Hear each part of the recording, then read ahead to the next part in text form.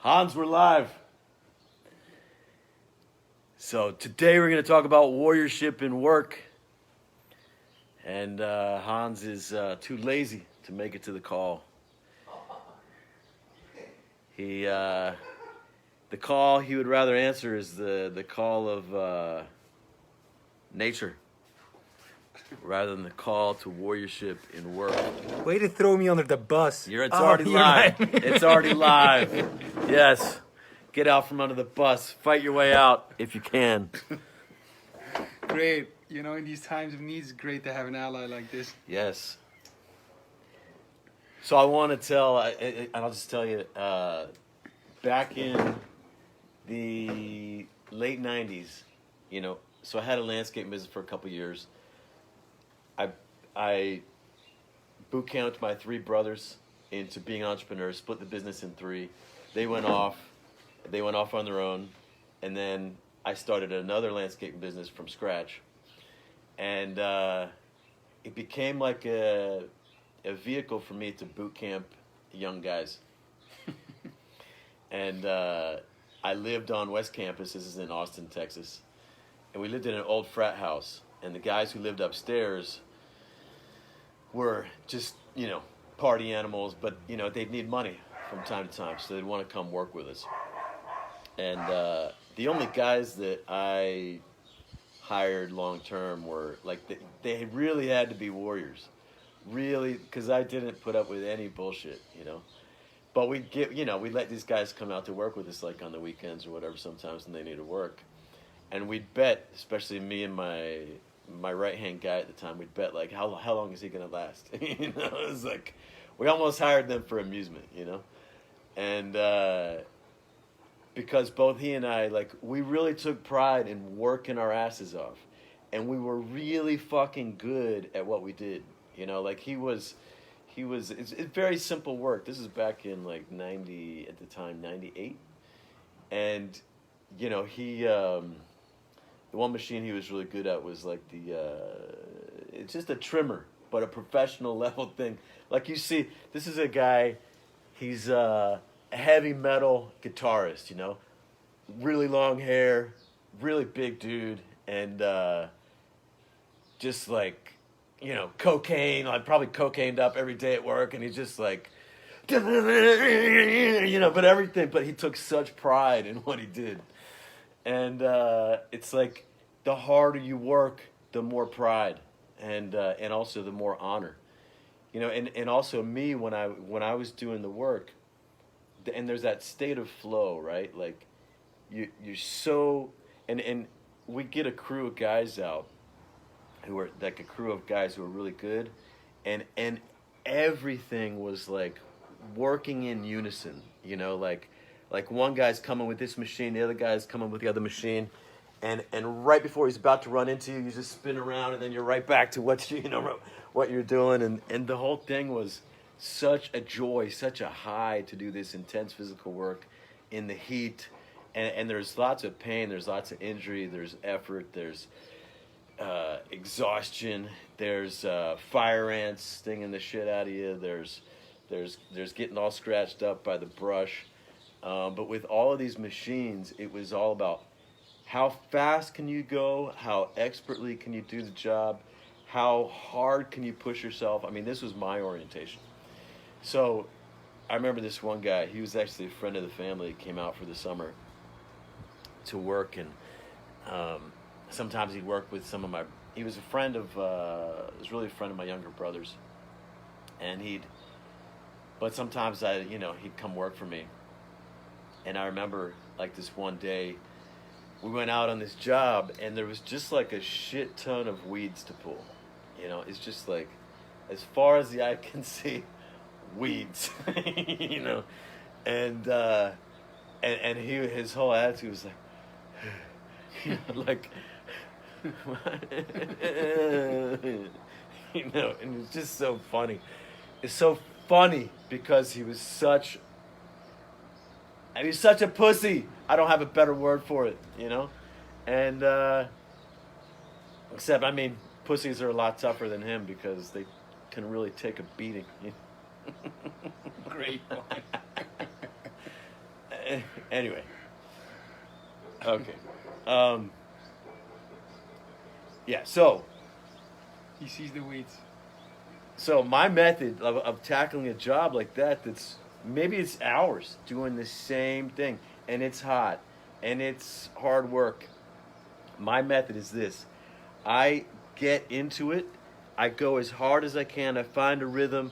I try. It's everything is about flow and like figuring out a rhythm and how fast can I go. And I'm just challenging myself, faster, more in the flow, whatever. And I don't stop and look up. Only very infrequently. So the self consciousness, if you will, the snapshot is you think about like a movie.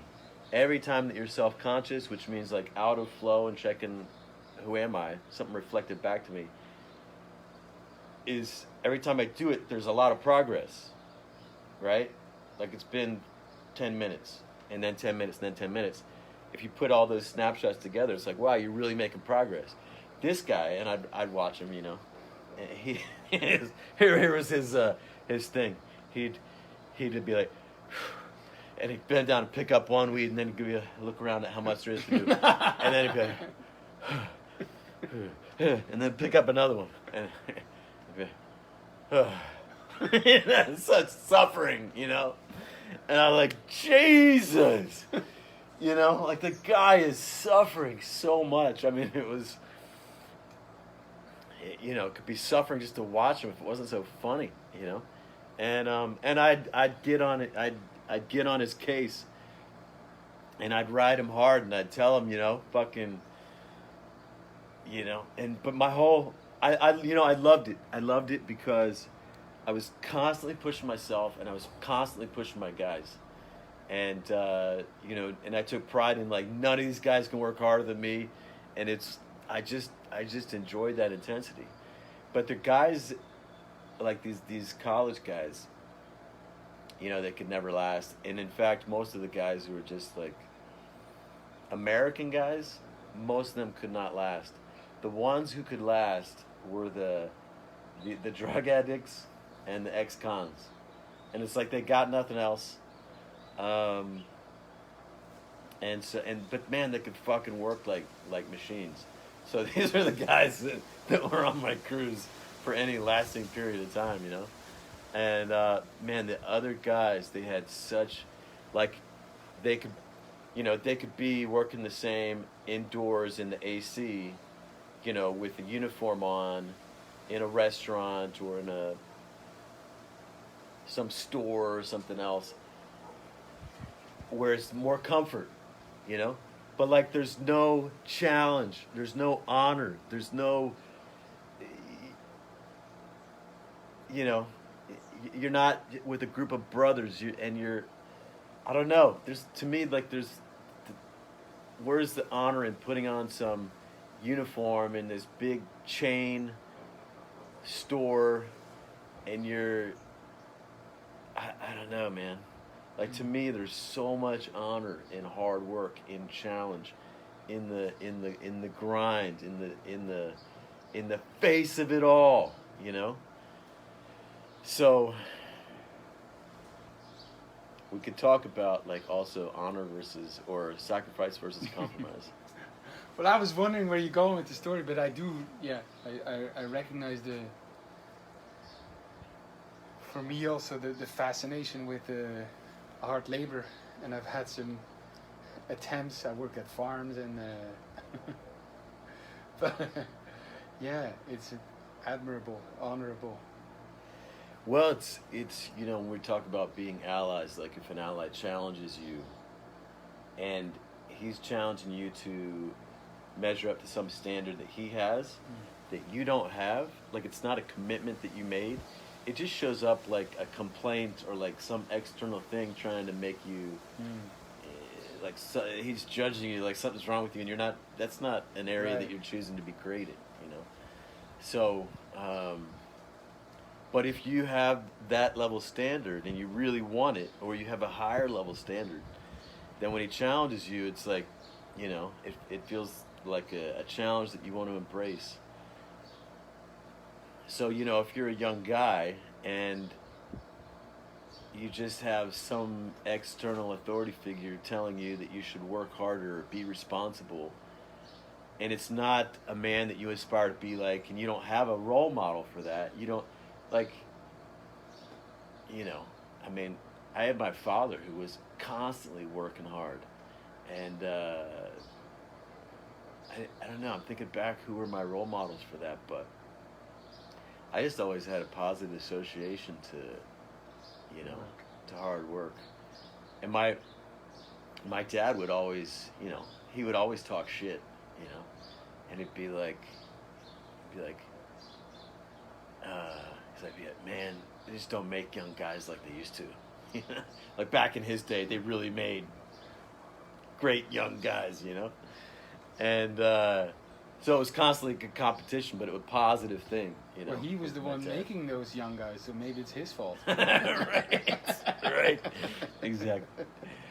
But and it's funny because even when I was in my early 20s, and I'd go out to spend some time with my dad in Arizona, and would be around my stepmother because he'd remarried, and he'd talk shit to me, She'd be like, Dave, Dave, and at some point he'd be like, he'd kind of conform or something, but she completely did not understand that this is how guys are. That I loved this. Me and my dad would go at it. We'd be one-on-one in basketball for hours talking shit, and it'd be like, he went to BYU, I went to the University of Utah just for 1 year, and these were big rivalries, and we'd be like fucking just talking shit to the other. And I don't know where I'm going with this, except that I know back then there were a lot of young guys who had no orientation to the honor of great challenge and responsibility, or hard work, meeting a hard challenge. Work, and there's great honor in hard work. So as we talk about honor, that's interesting, because maybe I'm cutting you off, but I see it in relationships, where we try to shy away from challenges, something that challenges us, we try to get away from it, and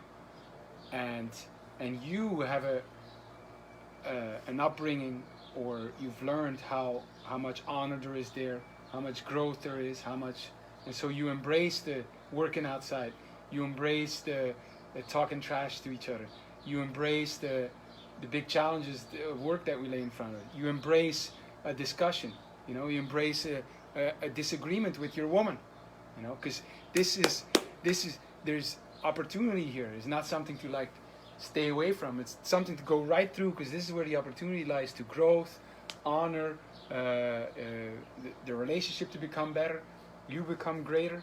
So that's interesting. Yeah, there are a lot of young guys who have a real fucked up relationship to being amongst men, I think. Yes.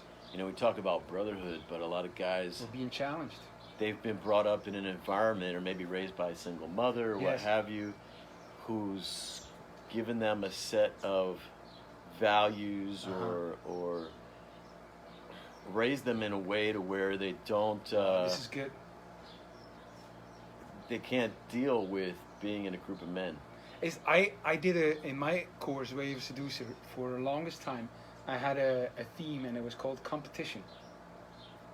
And because I'm an athlete also, and I thrive on competition. It makes me better. I just know when I'm riding my bike, I get better. Or when I played soccer, it's in competition that I grow. I got the opportunity to be a great loser also, if I wanted to, all of that together.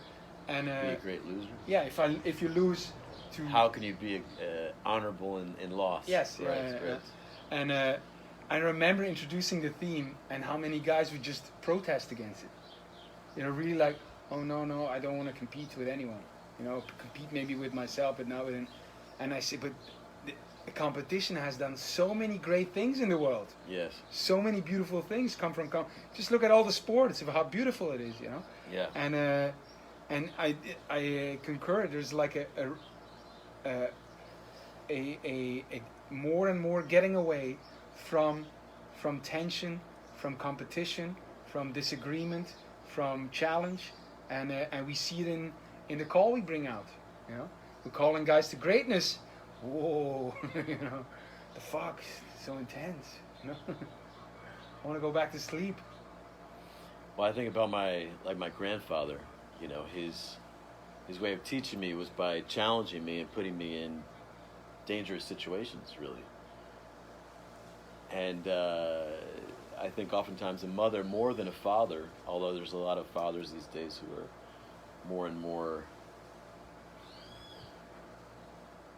conforming to be the role of mother, really, you know. And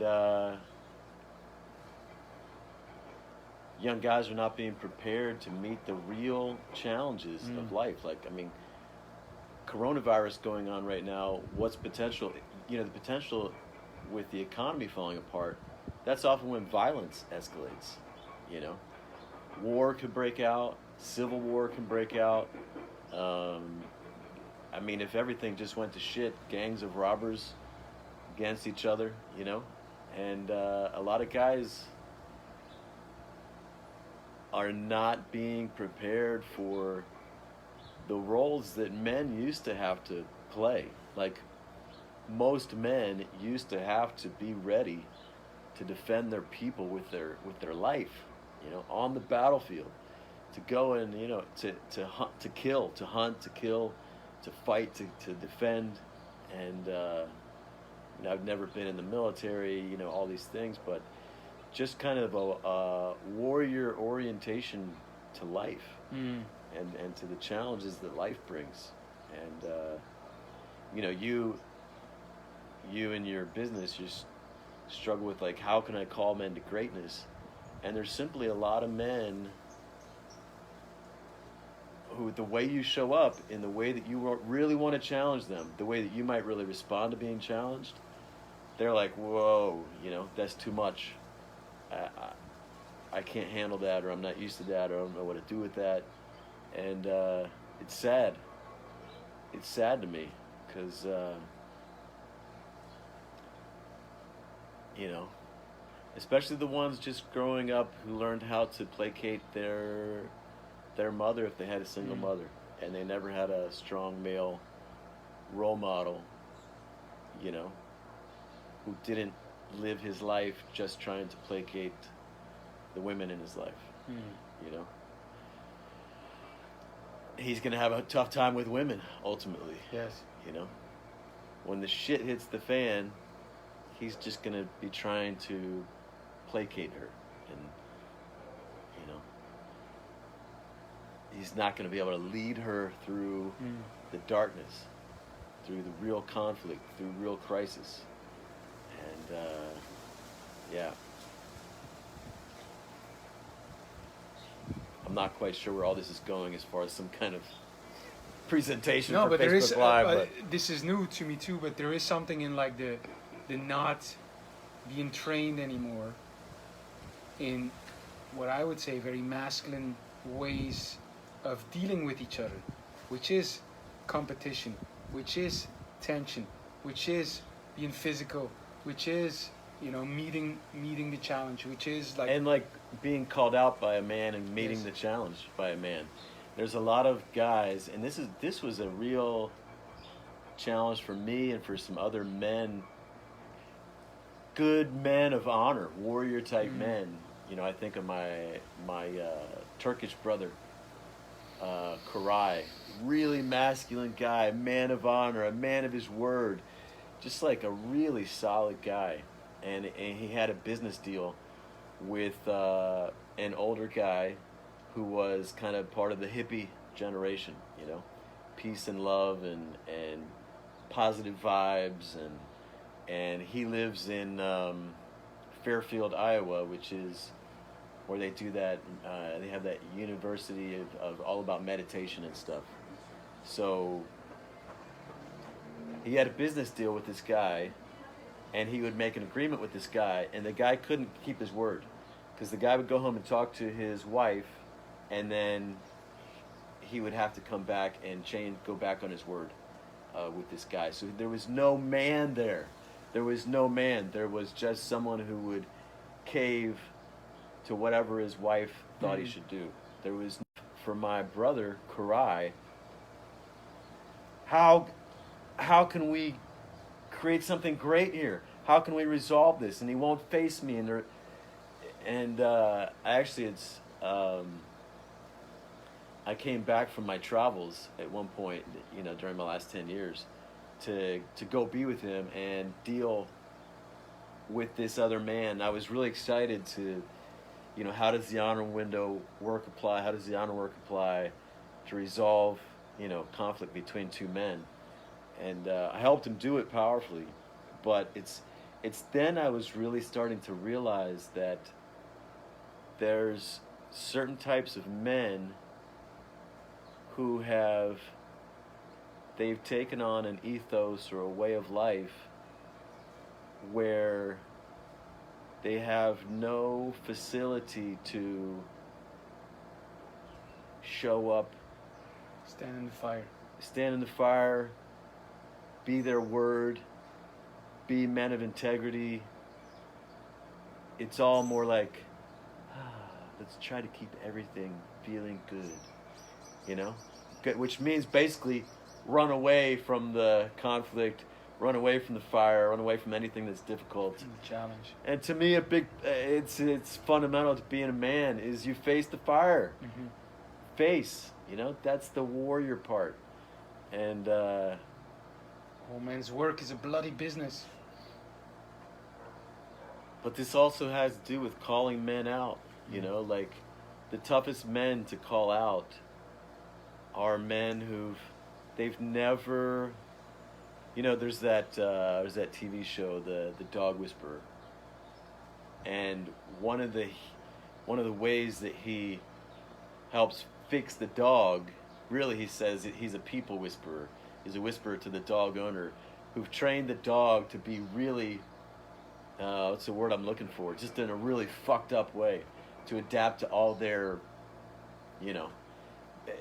basically imagine that you train a dog to just make you feel good, right? Punish him and reward him to make you feel good. This is what a lot of guys do in relationship to the women in their life. They're just being trained to be good dogs. Mm-hmm. And then they're fucked up. And then their owner is fucked up because they're dealing with a fucked up dog. And so what he does, one of the best things that he does, is he takes the dog away from Dog doesn't agree.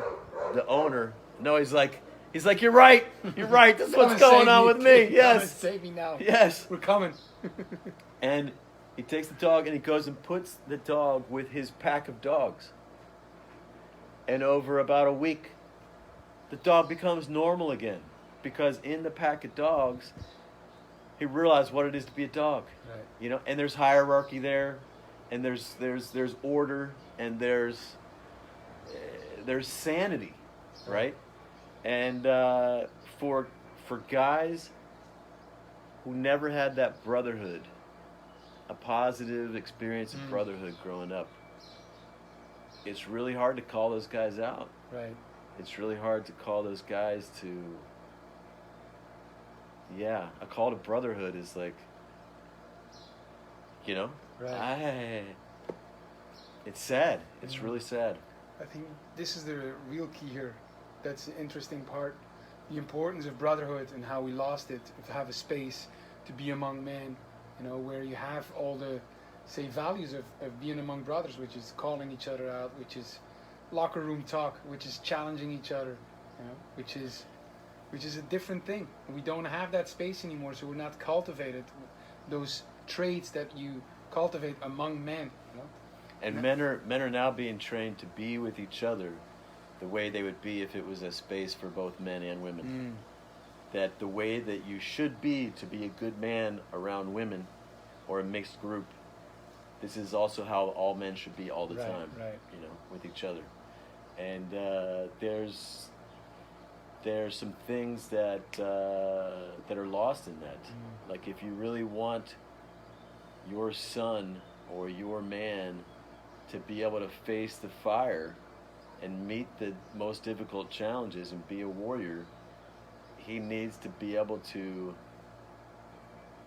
Be somewhere with a group of men who, for that time being, they're not in civilization anymore. Right. They're bumping up against each other. They're talking shit to each other. They're kind of, you know, they're doing battle with each other in some ways. But this is what it's just like to just have a bunch of guys together. The loss of locker room talk. What a tragedy. Yeah, not just locker room talk. I think it's a good epitome or metaphor for like what's lost there. That we're not allowing ourselves that anymore.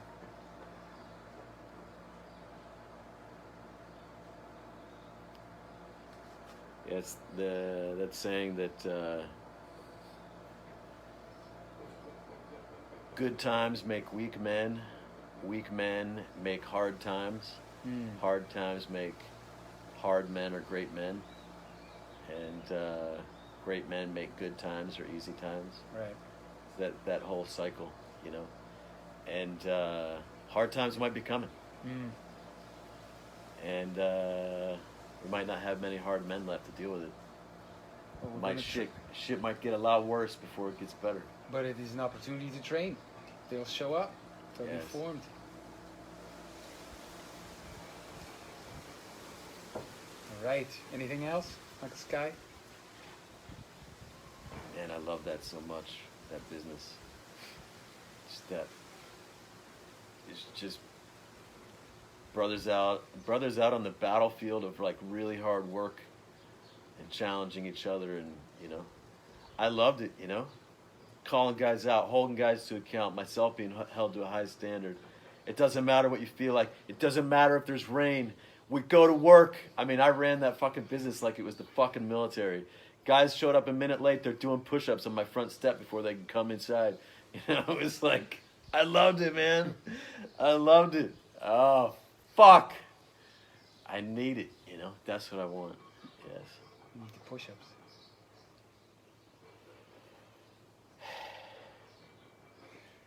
All right. I'm going to say goodbye and invite you again tomorrow. Bye.